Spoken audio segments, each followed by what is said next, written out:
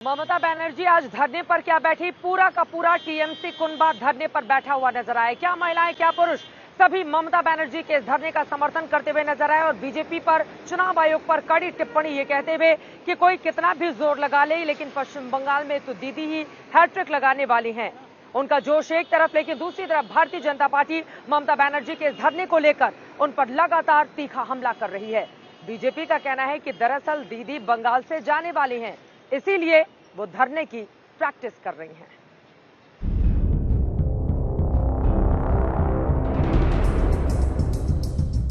ये लोकतंत्र के लिए एक काला दिन है।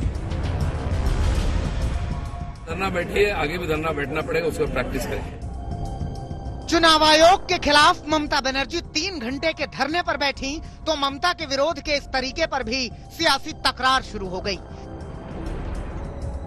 दीदी के प्रचार पर 24 घंटे का बैन लगा तो टीएमसी ने चुनाव आयोग की नीयत पर सवाल उठाए।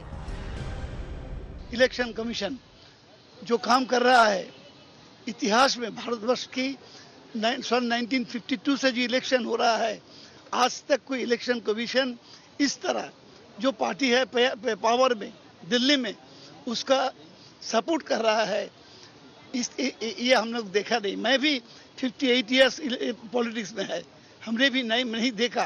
ये इलेक्शन कमीशन जो बात बीजेपी से बोलता है उसको काम हो जाता है। वहीं बीजेपी धरने वाली इस पॉलिटिक्स को हार के बाद के लिए ममता की प्रैक्टिस बता रही है।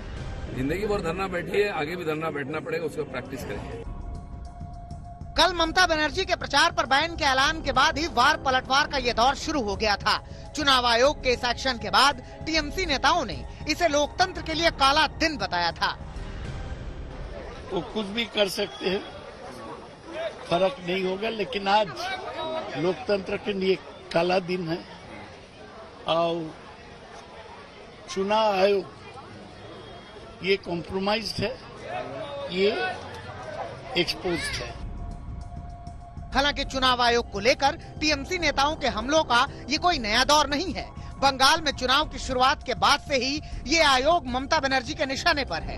अपनी चुनावी रैलियों और सभाओं में तो ममता बनर्जी खुलेआम चुनाव आयोग पर बीजेपी के इशारे पर काम करने का आरोप लगा चुकी हैं। Election commission, with my folded hands, I will request them, please don't listen only to BJP, listen to all. If you are impartial body, you have to be impartial first. इतना ही नहीं, आयोग पर हमला बोलते हुए ममता ने मॉडल कोड ऑफ कंडक्ट को Modi code of conduct तक बता दिया था। 72 ঘন্টা আটকে দেওয়া হলো, আমি 14 তারিখ তাদের সাথে দেখা করব।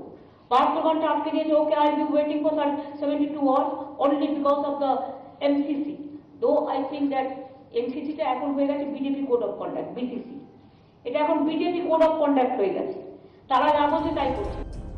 लेकिन अब पश्चिम बंगाल का आधा चुनाव बीतने के बाद आयोग और टीएमसी की लड़ाई और भी तीखी हो चली है, क्योंकि चुनाव आयोग के एक्शन के बाद बीजेपी विरोधी कई और पार्टियां भी चुनाव आयोग की कार्रवाई पर सवाल उठा रही हैं।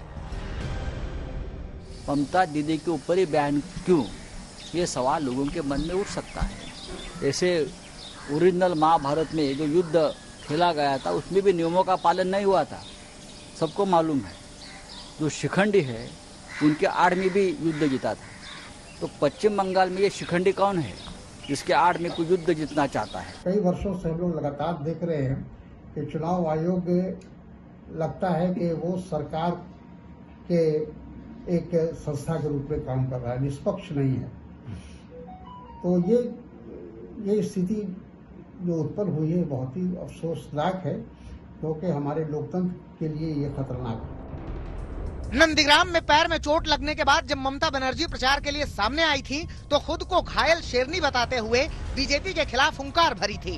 अब चुनाव आयोग के एक्शन को भी ममता बनर्जी खुद पर एक और हमले की तरह प्रचारित कर रही हैं और आने वाले 4 चरणों में इसे मुद्दा बनाकर बीजेपी को घेरने की कोशिश होगी। लेकिन बीजेपी ममता बनर्जी को ऐसा मौका देने के लिए तैयार नहीं है। कोलकाता से पौलमी साहा और चित्रा त्रिपाठी के साथ आज तक ब्यूरो।